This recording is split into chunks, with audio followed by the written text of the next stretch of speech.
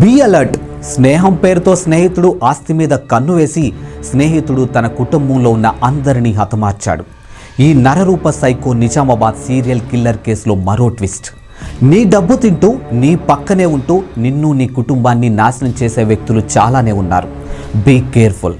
ఈ రోజుల్లో అందుకు ఉదాహరణ ఒళ్ళు గగ్గురు తెప్పించే ఓ నిజమైన స్టోరీ.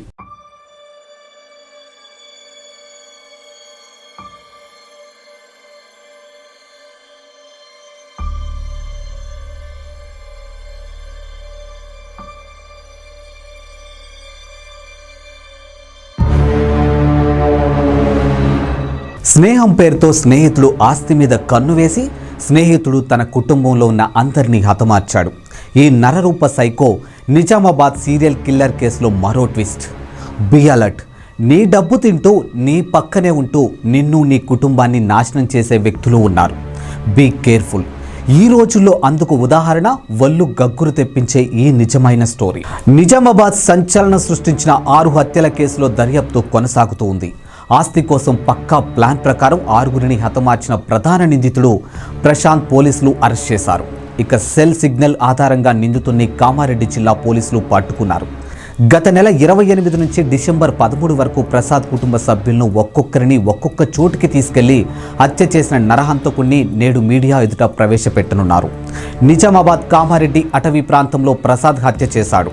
ఇక ప్రసాద్ భార్య రమణిని బాసరా గోదావరిలో తోసి హతమార్చాడు. ఇక కవాల పిల్లలను బాల్కొండ సమీపంలోని సోన్ బ్రిడ్జి వద్ద నరహంతకుడు హతమార్చాడు. ఇక ప్రసాద్ చెల్లెలు స్వప్న మెదక్ జిల్లా చేగుంట వడియారం సమీపంలోని కాల్వట్టు వద్ద హత్య.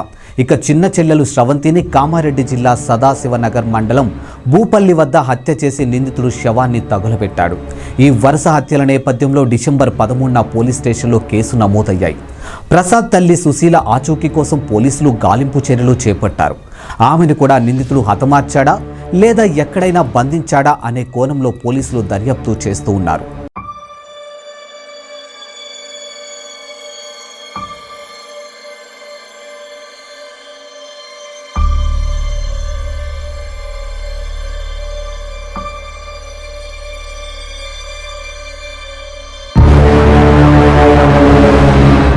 అసలు ఏం జరిగింది? ఈ హత్యల వెనకాల కారణాలేంటి? మాచారెడ్డిలో నివాసం ఉంటున్న మృతుడు ప్రసాద్కు భార్య, 2 పిల్లలు, 2 చెల్లెళ్ళు ఉన్నారు.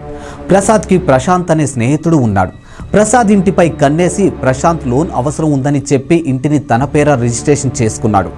ఎంతకు లోన్ రాకపోవడంతో అనుమానం వచ్చిన ప్రసాద్ ఆరా తీగా అసలు విషయం తెలిసింది. ఇక దీంతో ప్రశాంత్ ఎలాగైనా ప్రసాద్ను హతమార్చాలని ప్లాన్ చేశాడు. మిగతా పని మీద ప్రసాద్ను బయటకు తీసుకెళ్లి హతమార్చాడు. ఆ మరుసటి రోజు ప్రసాద్ ఇంటికెళ్లి పోలీసులు ప్రసాద్ను అరెస్ట్ చేశారని నమ్మించి ఆయన భార్యను బయటకు తీసుకువెళ్లి బాసర నదిలో తోసేశాడు.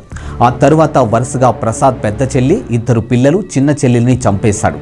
ఈ వరుస హత్యలో ప్రశాంత్కు 3 వ్యక్తులు సహకరించినట్లు పోలీసుల దర్యాప్తులోనూ తేలింది. పోలీసుల అదుపులో ఉన్నటువంటి ప్రశాంత్ను పోలీసులు విచారిస్తూ ఉన్నారు.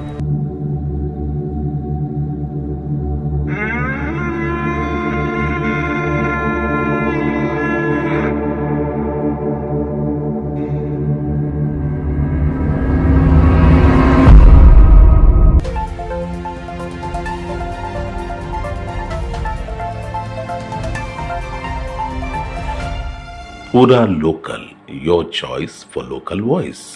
పూరా లోకల్ మీకోసం మా ఛానల్. మీ జిల్లాకు, మీ మండలానికి, మీ గ్రామానికి, మీ ప్రాంతానికి, మీ వీధికి, మీ ఇంటికి, మీ వద్దకి, ఎక్కడికైనా ఎప్పుడైనా మా పూరా లోకల్ ఛానల్ వస్తుంది. మీరిచ్చే సమాచారాన్ని అందరికీ చేరువయ్యేలా చేస్తుంది. మీ గొంతుకని ప్రతి ఒక్కరికి వినిపిస్తుంది. మీకు ఎల్లప్పుడూ అందుబాటులో ఉంటుంది మా పూరా లోకల్.